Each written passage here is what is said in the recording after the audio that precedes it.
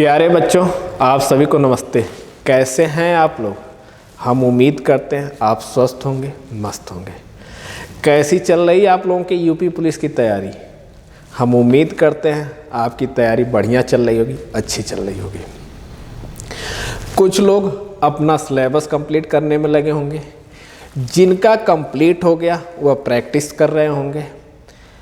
आप लोगों को पता है कि सिलेबस और प्रैक्टिस के अलावा मॉक टेस्ट भी देना बहुत ज़रूरी है। इसी बात को ध्यान में रख के हम आप लोगों के बीच में यूपी पुलिस का एक मॉक टेस्ट की सीरीज लेके आ रहे हैं। इस सीरीज में हर एक सेट में 20 क्वेश्चन होंगे।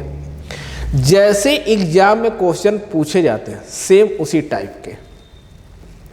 तो आप लोग मॉक टेस्ट सीरीज देखिए, एंजॉय करिए। तो चलिए क्लास स्टार्ट करते हैं। अब आप लोग मेरी बात को बहुत ध्यान से समझिएगा। अब देखिए, अब आपके सामने क्वेश्चन नंबर 1 है। कर दो संख्याओं का गुणनफल 9216 है। जब बड़ी संख्या को छोटी संख्या से विभाजित किया जाता है तो भागफल 16 होता है और कोई शेष नहीं बचता, तो संख्याओं में क्या अंतर है? इस क्वेश्चन में हमसे उन दोनों संख्याओं का डिफरेंस पूछ रहा है। तो चलिए देखते हैं। अब हमें संख्याएं पता नहीं है, तो हमने कहा मान लो पहली संख्या a है और दूसरी संख्या b है। कह रहा है कि जब बड़ी संख्या को छोटी संख्या से विभाजित किया जाता है तो भागफल 16 आता है। अब इसमें एक बड़ी है, दूसरी क्या है? छोटी है। तो हमने मान लिया कि a जो है बड़ी है, b छोटी है। अब कह रहा है जब a को b से आप डिवाइड करोगे तो भागफल कितना? 16 आएगा। कोसेंट कितना आएगा? 16 आएगा। तो क्या आप इसे लिख सकते हो a equal to 16b? a equal to 16b। अब दूसरी संख्या क्या है? b है। अब इन दोनों का डिफरेंस हमसे पूछ रहा है। इन दोनों का डिफरेंस हमसे पूछ रहा है। अब मेरी बात ध्यान से समझना, देखना। करा दोनों का गुणनफल कितना? 9216। तो a इंटू बी कितना दे रखा है? 9216। a की जगह पे आप क्या लिख सकते हो? 16b into B equal to 9216। अब देखो कैसे, 16 पच्चे 80, 12 121, 16 सत्ते 112, 9 और 16 छक 96। मतलब b स्क्वायर इक्वल टू कितना होगा? 576। b बराबर कितना आ जाएगा? तो आप कहोगे कि 24। कितना आ जाएगा? 24। बातें क्लियर है? अब b की वैल्यू कितनी आ गई? तो आप कहोगे कि 24 आ गई। तो a की वैल्यू कितनी हो जाएगी? 24 में 16 से मल्टीप्लाई कर दो। 16 चौके 64, हाथ में लगा 6 और 16 दूना 32। अब 32 में 6 जोड़ो 38, 384। अब इन दोनों का डिफरेंस हमें चाहिए। तो 384 में से 24 माइनस कर दोगे, कितना आएगा? 360। ऑप्शन कौन सा? ए। बातें क्लियर है? कोई डाउट? अगर आप थोड़ा सा दिमाग लगाते तो इतना कैलकुलेशन हमें करने की कोई जरूरत नहीं है। अब देखना कैसे। अब मेरी बात समझना।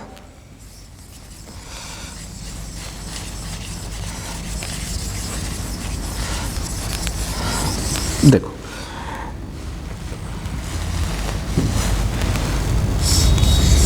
a की वैल्यू कितनी आ गई है? 16b। और दूसरा नंबर क्या है? b।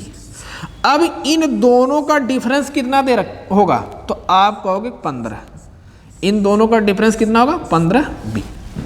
मतलब इसमें जो भी ऑप्शन होगा वह 15 का मल्टीपल होगा।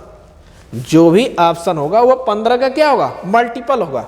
देखो 15 से देखते, 15 दूना 30, 15 चौके 60। ये हो सकता है, ये नहीं कैंसिल होगा 15 से।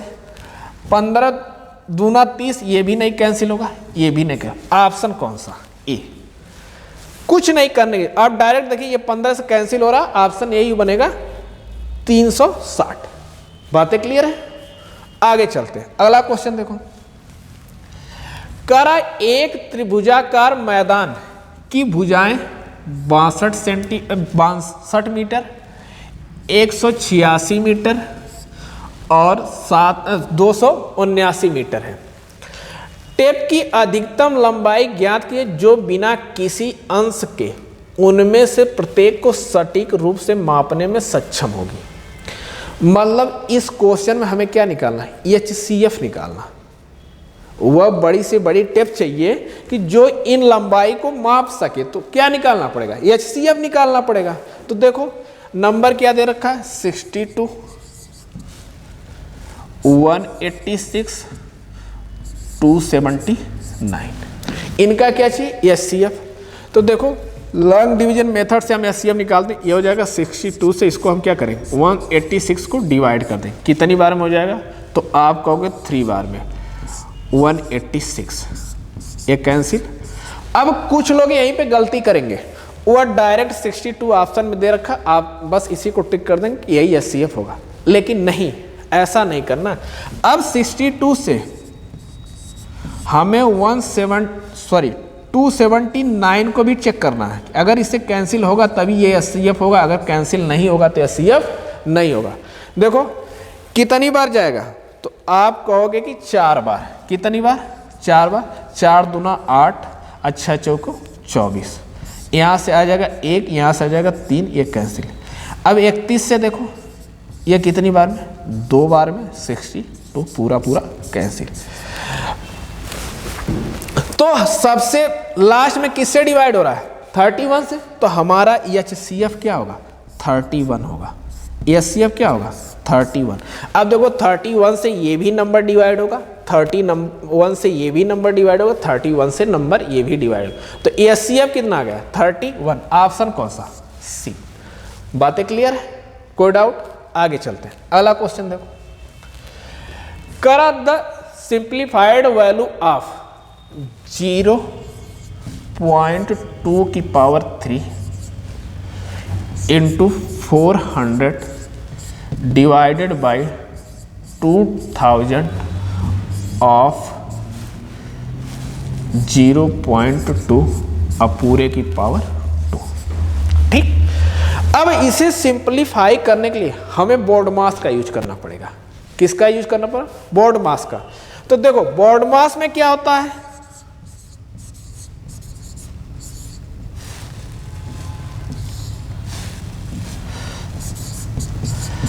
सबसे पहले ब्रैकेट, फिर आपको सॉल्व किया जाता है, फिर डिवाइड किया जाता है, मल्टीप्लाई किया जाता है, ऐड किया जाता है, सब्ट्रैक्ट किया जाता है।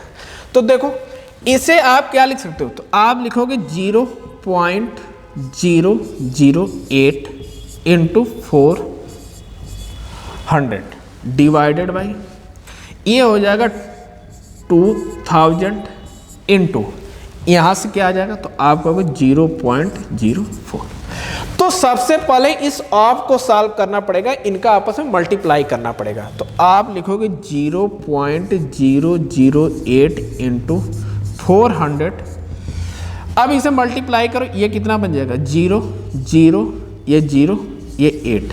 कितने प्लेस पे डेसिमल? 2 प्लेस पे। तो आप डेसिमल लगा, सॉरी यहाँ पे नहीं,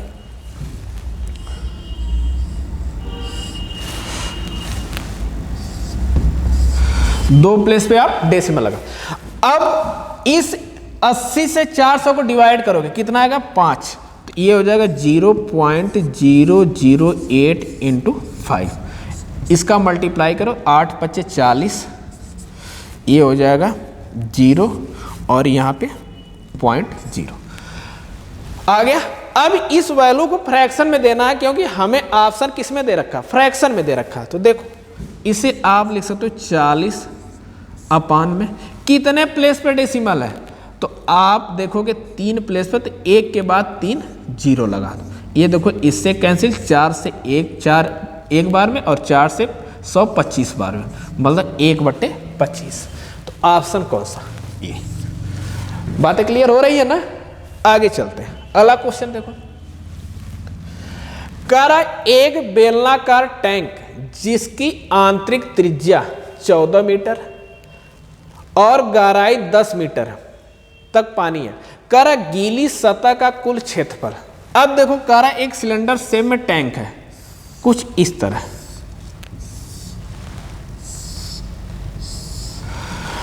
कह रहा कि 10 मीटर गहराई तक उसमें पानी है। गीली सतह का कुल क्षेत्रफल हमसे पूछ रखा है, तो गीली सतह का हमें क्षेत्रफल निकालने के लिए अब हम क्या करेंगे, तो अब जहां तक पानी होगा वही सतह गीली होगी। अब ऊपर वाली सतह तो गीली होगी नहीं, तो हम सबसे पहले इसका क्या निकालेंगे, देखो तो हम क्या करेंगे, इसका निकालेंगे कर्व सरफेस एरिया 2 पाई आर एच प्लस, ये नीचे वाली भी सतह गीली है, तो ये सर्किल शेप में, तो इसका एरिया क्या है, तो आप कहोगे पाई आर स्क्वायर। इसी के हमें क्या निकालनी, वैल्यू निकालनी है। देखो यहां देखो पाई आर कॉमन आ रहा है, तो पाई आर को हम कॉमन ले लेते हैं, यहां बचेगा 2 एच प्लस यहां पे क्या बचेगा आर, हो गया। पाई की वैल्यू कितने यूज करनी, 22/7 इंटू आर कितना दे रखा है 14 मीटर, एच कितना दे रखा है 10 और आर यहां पे 14। इसे आप सॉल्व करें, ये इससे कैंसिल होगा 2 बार में, 22 दूना 44 इंटू 10 दूना 20, अब 20 में 14 जोड़ोगे कितना होगा 34। अब इसका आपस में मल्टीप्लाई करना। अब आप ये मत करने लगिएगा कि पूरा मल्टीप्लाई करना, देखो 4 में 4 का मल्टीप्लाई करोगे कितना आएगा, यूनिट प्लेस पे 6 आएगा। देख लो किसी ऑप्शन में यूनिट प्लेस पे 6 है, क्योंकि 4 चौके 16, 16 पे यूनिट प्लेस पे आप क्या लिखोगे 6 लिखोगे। एक ही ऑप्शन देख रहा है ए, आगे हमें नहीं कैलकुलेशन करनी है, यही ऑप्शन ए बनेगा। अगर इन केस आपके मन में क्वेश्चन चल रहा होगा कि कहीं 2 ऑप्शन फंस गए, तो तब तो मजबूरी है हमारा मल्टीप्लाई करना। अगर ऐसा नहीं होता तो हम सीधे यूनिट प्लेस से ही काम चला देंगे। बातें क्लियर है, आगे चलते हैं। अगला क्वेश्चन देखो, कह रहा एक आयत का परिमाप क्या है जिसकी लंबाई 17 मीटर और क्षेत्रफल 221 वर्ग मीटर है। अब मेरी बात देखो ध्यान से समझना, आयत के एरिया का फार्मूला क्या होता है, तो आप कहोगे यल इंटू बी। अब यहाँ पे यल आपको कितना दे रखा है 17 दे रखा है, बी निकालना है और एरिया कितना दे रखा है 221। तो 17 एकम 17, 5 22 5 यहाँ से बच्चा 51, 17 तिया 51, बी कितना हो गया 13। बात क्लियर है। अब हमें इसका पेरीमीटर निकाल, पेरीमीटर रेक्टेंगल का क्या होता है, आप कहोगे 2 ब्रैकेट में यल प्लस बी। यहाँ देखो 2, यल कितना दे रखा है आपका 17, बी कितना 13, 2 इंटू 30 इक्वल टू कितना हो जाएगा 60। ऑप्शन कौन सा, ए। बातें क्लियर, आगे चलते हैं। अगला क्वेश्चन देखो, कह 4 संख्याएं 1:2:3:4 के अनुपात में है, उनका 2 गुना योग 44 है। प्रत्येक संख्या के घन से 3 घटाने पर प्राप्त संख्याओं का अनुपात ज्ञात कीजिए। हमें पहले वो नंबर निकालने होंगे, फिर उनका क्यूब करना होगा, उसमें से हमें 3 माइनस करके चेक करना पड़ेगा उनका रेशियो क्या बन रहा है। चलो तो पहले सबसे पहले तो हमें नंबर पता करना होगा ना। अब देखो अगर किसी रेशियो को वैल्यू में चेंज करना है तो उसके साथ हम क्या लगाते हैं, वेरिएबल लगाते हैं। तो यहां बन जाएगा x plus 2x plus 3x plus 4x, नहीं 5x, सॉरी,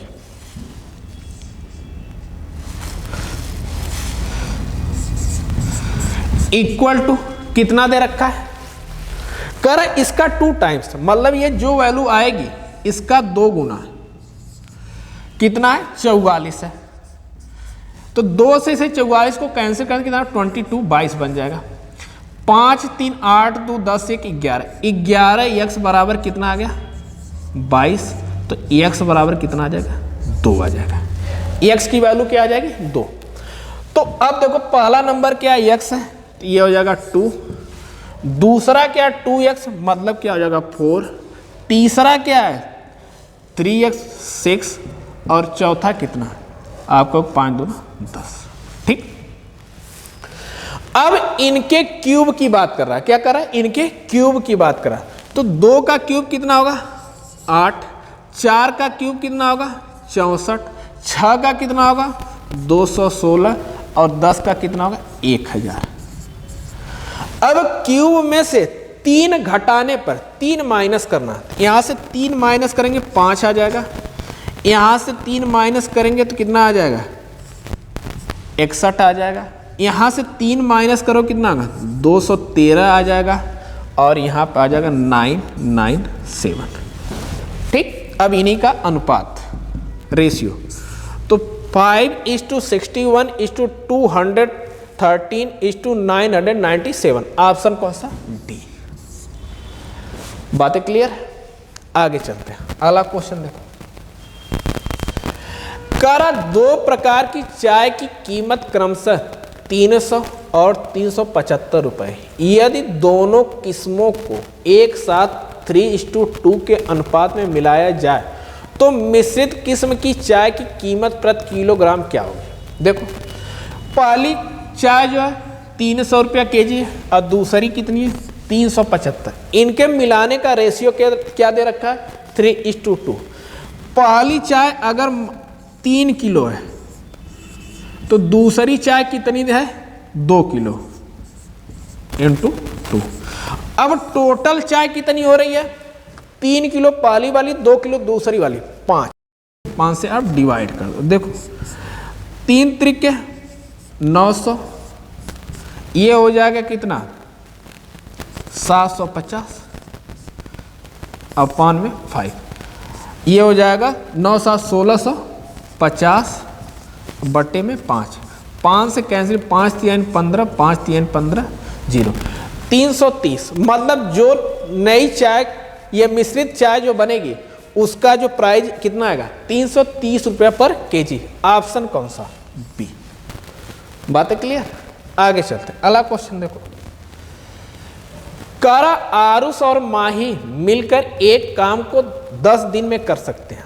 यदि आरुष उसी कार्य को 15 दिन में कर सकता है तो माही को अकेले उसी कार्य को करने में कितने दिन लगेंगे। पूछ रहा है कि माही उस काम को अगर अकेले करे तो वह कितना दिन में कर सकता है। देखो आरुष और माही दोनों मिलके कर रहे हैं तो काम कितने दिन में करेंगे 10 दिन में। अगर आरुष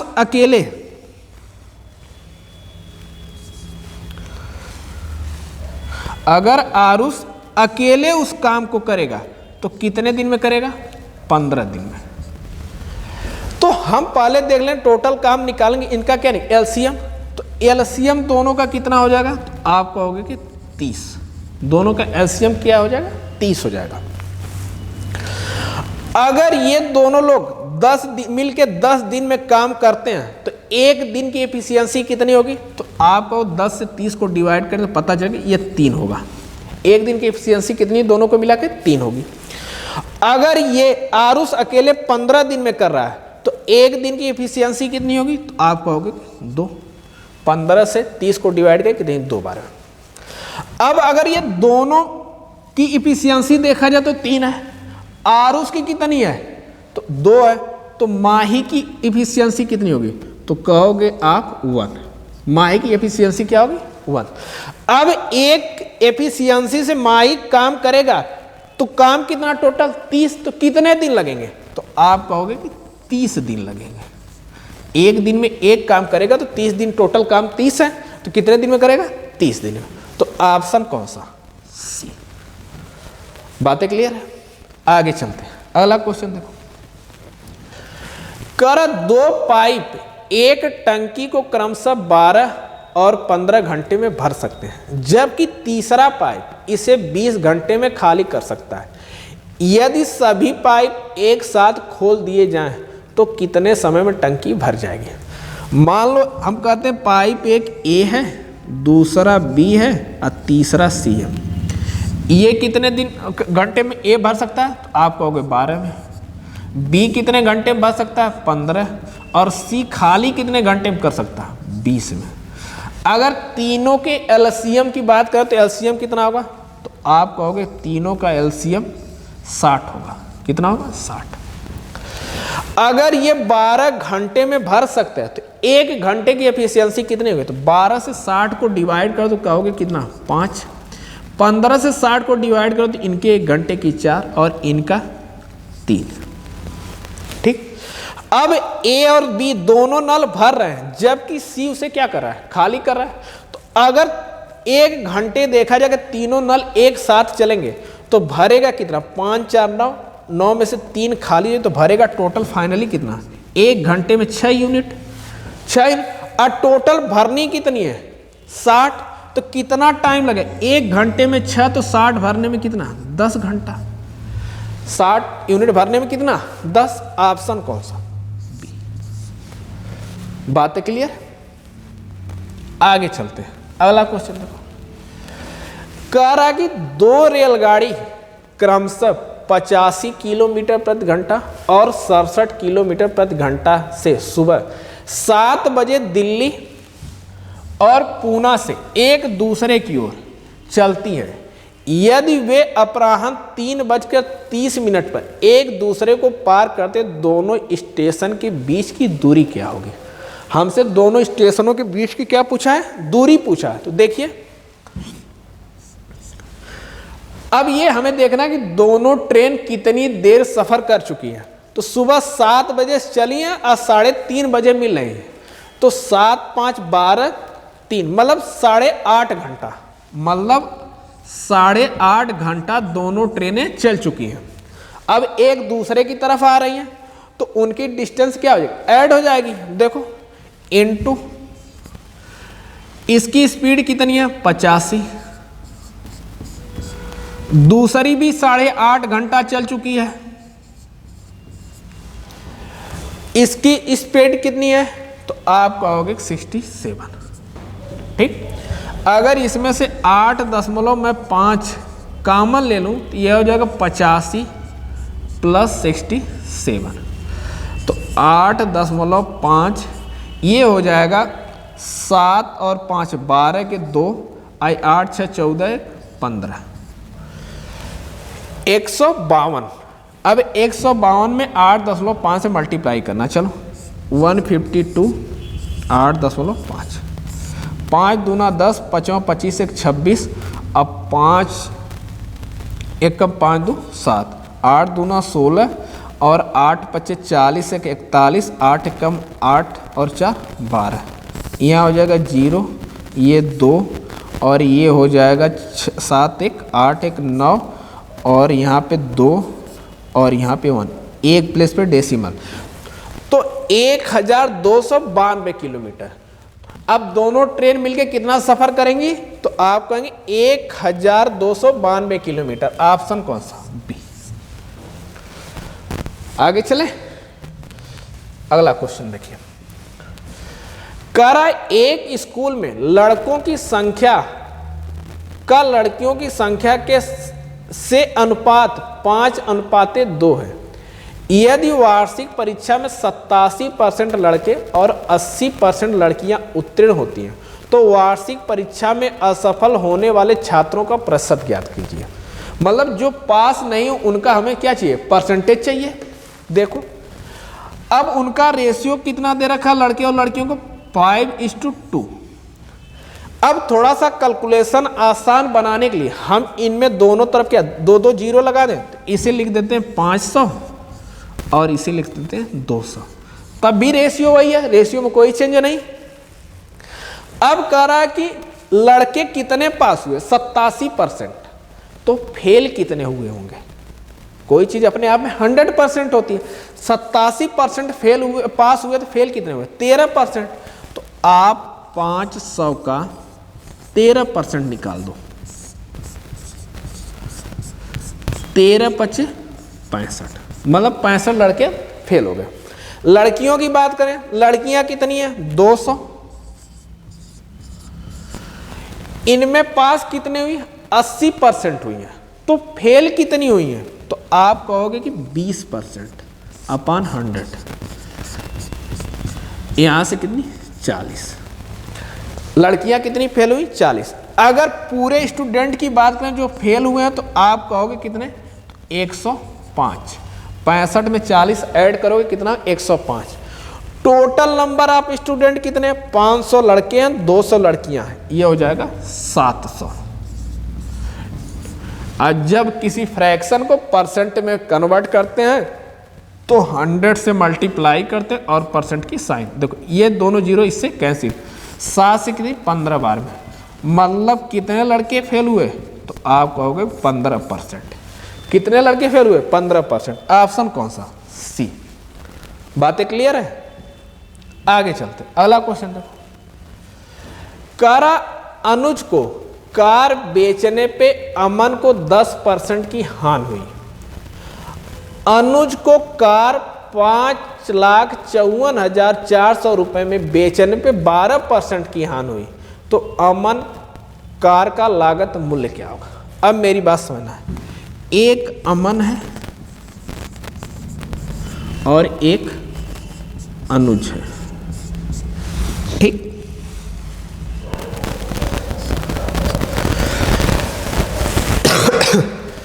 अब देखो करा अमन को 10% की हानि कब हुई, जब उसने अनुज को कार बेचा। किसको कार बेचा, अनुज को।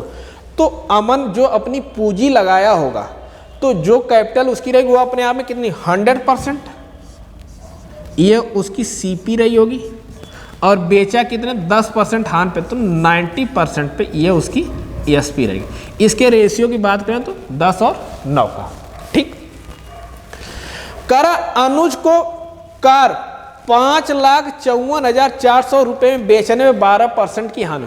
अनुज भी कार दोबारा बेच रहा है, तो उसे कितना हानि हो रही 12% की। जब कार अनुज खरीदा होगा तो क्या वो भी तो वह उसकी कैपिटल रही होगी, पूंजी रही होगी, वह अपने आप में कितने होगी 100% रही होगी। अब उसने 12% हानि पे बेचा, तो कितने में बेचा, तो आप कहोगे 88 में। अगर इसे सिंप्लीफाई करें तो इसकी वैल्यू कितनी आ जाएगी, आपको 4 से 25 बार में, और ये 4 से 22 बार में, ठीक। अब आपस में मल्टीप्लाई कर लेते हैं, तो ये हो जाएगा 250, ऐसे 22 गुणे 9 ही रहने दें, क्योंकि आगे तो हमें कैलकुलेशन ही करनी। इसी की वैल्यू आपको देखा 5,54,400, 5,54,400, ठीक। अब 9 से कैंसिल करो, 9 छक 54, कितना बचा, तो आप कहोगे 1, ये हुआ 14, तो आप 9 1 कम 9, 5, फिर कितना बचा 5, ये हो जाए 9 छक 54, ठीक। अब 22 से 22 दूना 44, कितना बचा 44 7 51 17 176, तो 22 बटे 176 मतलब 2800। 1% की वैल्यू कितनी आ गई, आप कहोगे 2800, तो 250 की, तो 2800 गुणे 250, देखो 0 25, ये भी 0 ये भी 0, 25 बटे 200, अब 25 दूना 50 20 70, मतलब उसकी कास्ट प्राइस कितनी रही होगी, तो आप कहोगे 7 लाख रुपए। कितनी रही होगी 7 लाख। एक तो तरीका ये करने का, दूसरा भी देख लो। अब हम कहते हैं मान लो अमन के पास जो सीपी है X रुपए का वो खरीदा होगा, उसने कितने % हान पे बेचा 10%, तो बिकी कितने में 90 में अपॉन 100। फिर उसके बाद कार अनुज के पास गई, अनुज ने उसे भी बेचा कितने 12% हान पे, तो आप कितने में बेचा होगा 88% पे अपॉन 100। इसी की वैल्यू आपको कितनी दे रखी 5,54,400, 5,54,400। ठीक। अब देखो ये 0 0 से कैंसिल, 9 से कैंसिल करोगे, 9 छक 54, 1 बचा 14, 9 1 कम 9, 5 बचा, 9 छक 54 00। ठीक। अब इसे 4 से कैंसिल करो तो 22 बार में, ये 4 से कैंसिल होगा 25 बार में।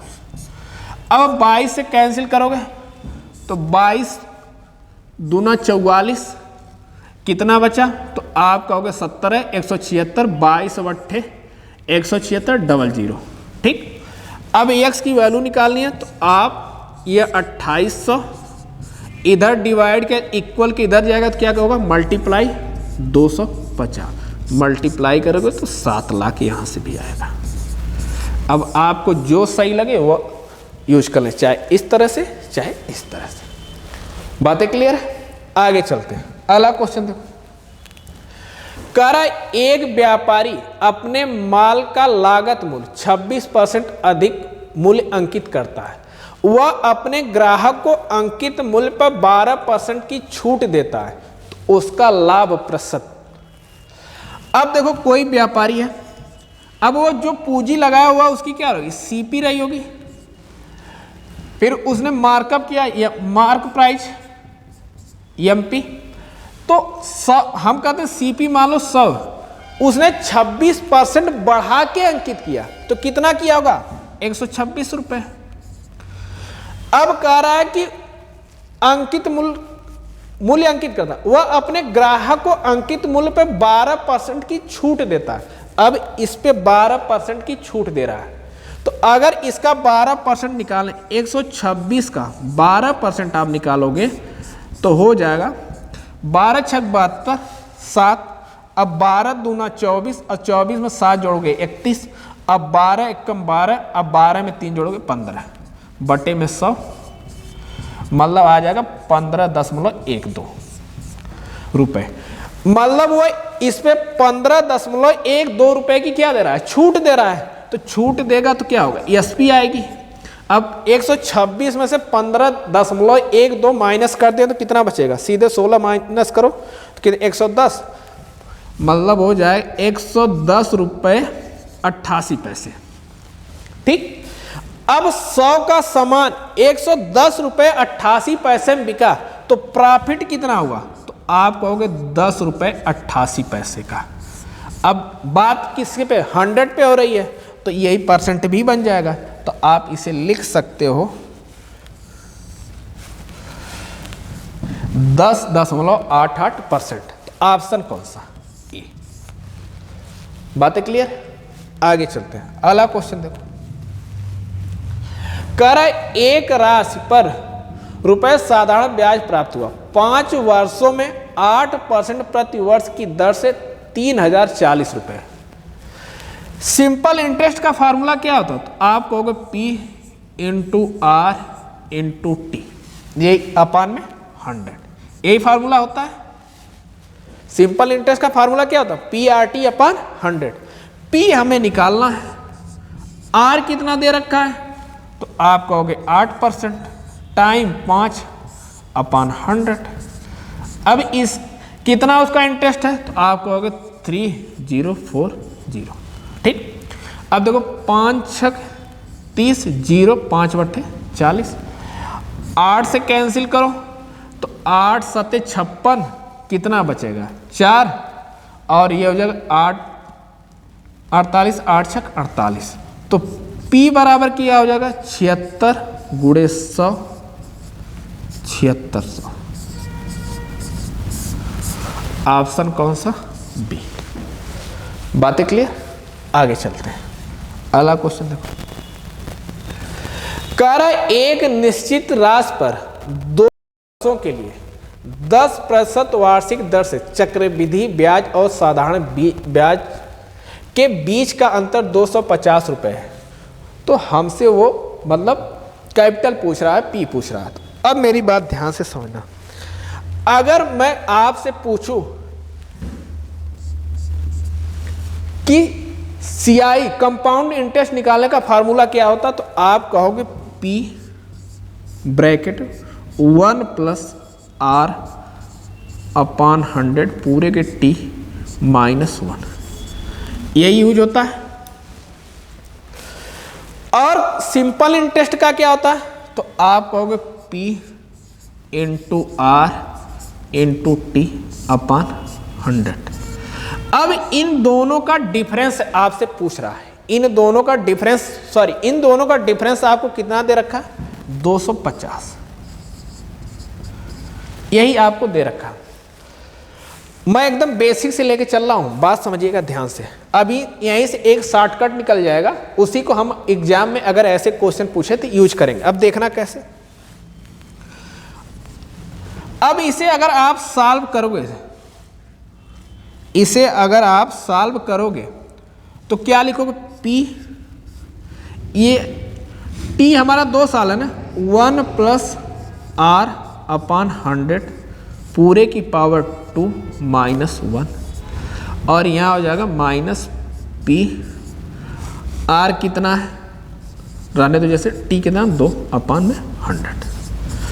अब देखना, इसे हम सॉल्व करेंगे तो लिखेंगे P 1 R का square upon 10,000 plus 2R upon 100 minus 1, और यहाँ आ जाएगा 2PR अपॉन 100। ठीक, अब देखना, ये 1 से ये 1 कैंसिल। अगर मैं P कॉमन ले लूँ, तो यहाँ क्या आ जाएगा, R का square upon 10,000 minus 2R upon 100 minus plus 2R upon 100। अब देखो, ये माइनस का ये प्लस का दोनों कैंसिल, हमें मिला क्या, आप कहोगे P ब्रैकेट में R का स्क्वायर अपॉन 10,000, क्या मिला, P R का स्क्वायर अपॉन 10,000। अब ये सब बेसिक बातें हमें डायरेक्ट मिल गया कि अगर हमें 2 साल का कंपाउंड इंटरेस्ट और सिंपल इंटरेस्ट का डिफरेंस दे रखा, उसका प्रिंसिपल निकालना, तो हम सीधे फार्मूला लगाएं, P ब्रैकेट में R का स्क्वायर अपॉन 10,000। कहीं कहीं यही बात डायरेक्ट ऐसे लिखी मिलती है आपको, उसमें भी कोई दिक्कत नहीं, चाहे वो लिखो चाहे P R अपॉन 100 पूरे की पावर 2। ठीक, अब देखो, अब हमें इसी का यूज करना है, P ब्रैकेट में R अपॉन 100 पूरे की पावर 2। अब देखो, हमें क्वेश्चन में दे क्या रखा है, P हमें निकालना, R कितना दे रखा है, तो आप कहोगे 10%, ये 10 बटे में 100 पूरे का होल स्क्वायर इक्वल टू कितना है, 250। अब देखो P, इसे आप देखो तो क्या लिख सकते हैं, इंटू 1 अपॉन 100 इक्वल टू 250।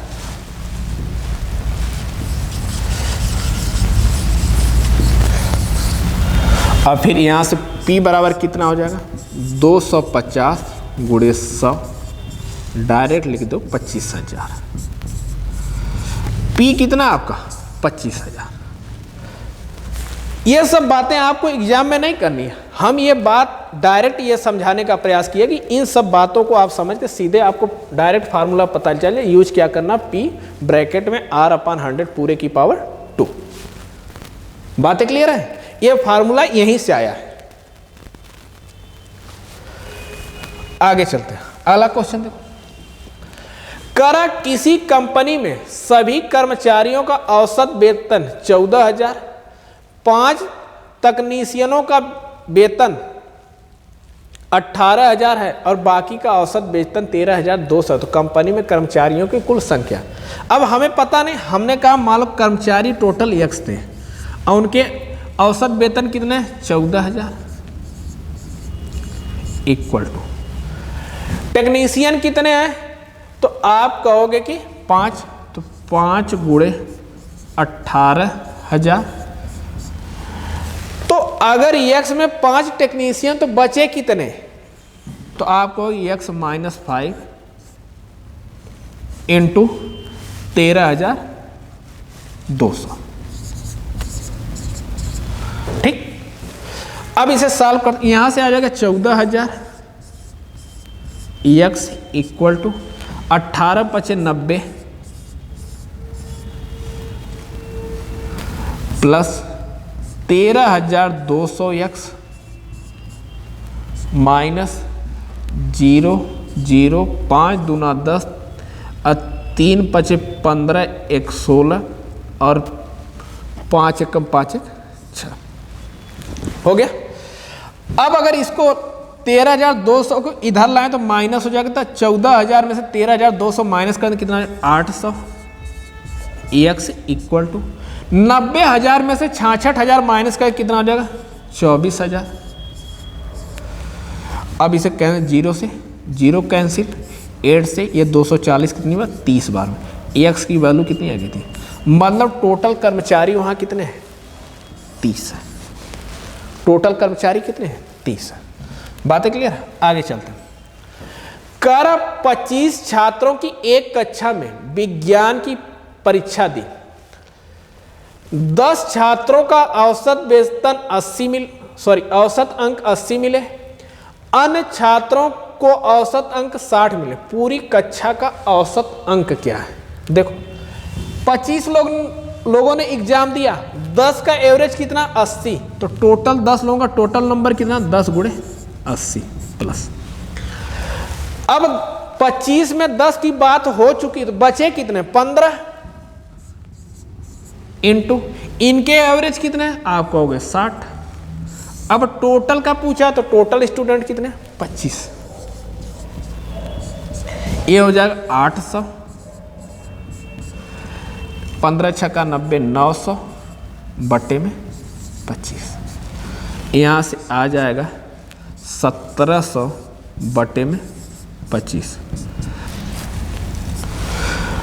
25 छक्का 150 कितना बचा 20, ये 200, 25 बटे 200 68। ऑप्शन कौन सा ए। बातें क्लियर है, आगे चलते हैं। अगला क्वेश्चन देखो, कर 10% और 5% की क्रमिक छूट के बाद एक वस्तु रुपए में बेची गई 342, वस्तु का मूल मूल्य क्या है। अब हमें पता नहीं मूल मूल्य का, हमने मान लिया कि उसका बेस प्राइस 100 रुपये। पहली बार उसमें छूट कितनी दी गई 10%, तो बिका कितने पर होगा 90%, तो 90 बटे में 100। दूसरी बार छूट कितनी मिली 5%, तो अगर कोई चीज अपने आप में 100% होती है 5% छूट मिलेगी कितना 95/100 इक्वल टू कितने में बिकी 342। कितने में बिकी 342। ये देखो 0 से 0 कैंसिल, अब यहाँ पे ये 5 से 2 बार में, ये 5 से 19 बार में, ये देखो 9 से 9 3 27, 27 कितना बचा 7 72 9 8 72, 19 से ये 2 बार में, यहाँ हो जाएगा x/200 इक्वल टू कितना 2, तो x बराबर कितना 400 400। ऑप्शन कौन सा ये, उसकी बेस प्राइस कितनी थी 400 रुपये। बातें क्लियर है, आगे चलते। अगला क्वेश्चन देखो, कर स्वाति ने एक बैग अंकिता को 15% लाभ पर बेचा, आशी ने ये बैग अंकिता से 24,840 रुपये में खरीदा था, अंकिता ने 20% लाभ कमाया, स्वाति ने बैग किस कीमत पे खरीदी थी। देखो अगर हम कहते स्वाति मान लो 100 रुपये में खरीदी थी, अब कह रहा है कि वह पहली बार अंकिता को बेची कितने पे 15% पे लाभ पे 115 ली होगी अपॉन 100।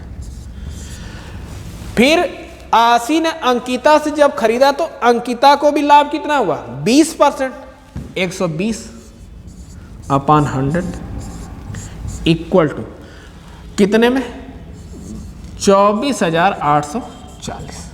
ठीक, अब देखो ये 5 से 23 बार में, ये 5 से 20 बार में, ये 20 से 6 बार में, और ये 20 से 5 बार में। ठीक, अब देखो 6 चौके 24, 6 एकम 6, फिर 6 चौके 24 हो गया। अब देखो 23 एकम 23, कितना बचा? 23 8 31 18 184 और 23 बटे 184 180 हो गया। ठीक, x की वैल्यू कितनी आ जाएगी? 180। अब 20 में 5 का मल्टीप्लाई 100, यहाँ से हो जाएगा 18,000। कितना हो जाएगा?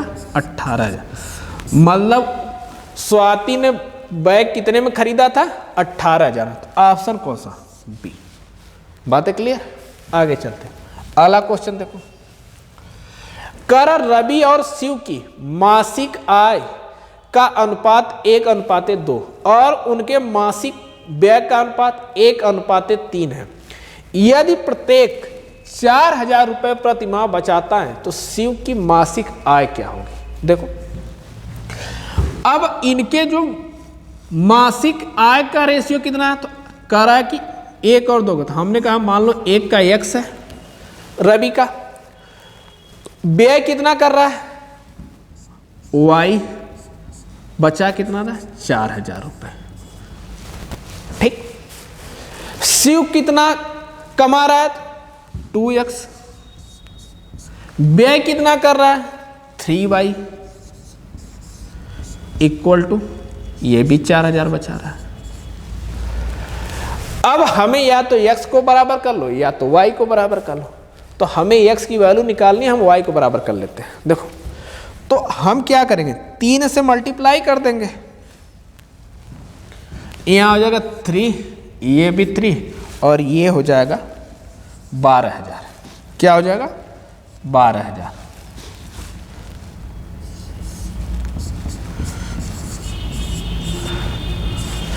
अब यहां पे देखो माइनस प्लस माइनस, इससे कैंसिल, यहां हो जाएगा x, यहां कितना आ जाएगा?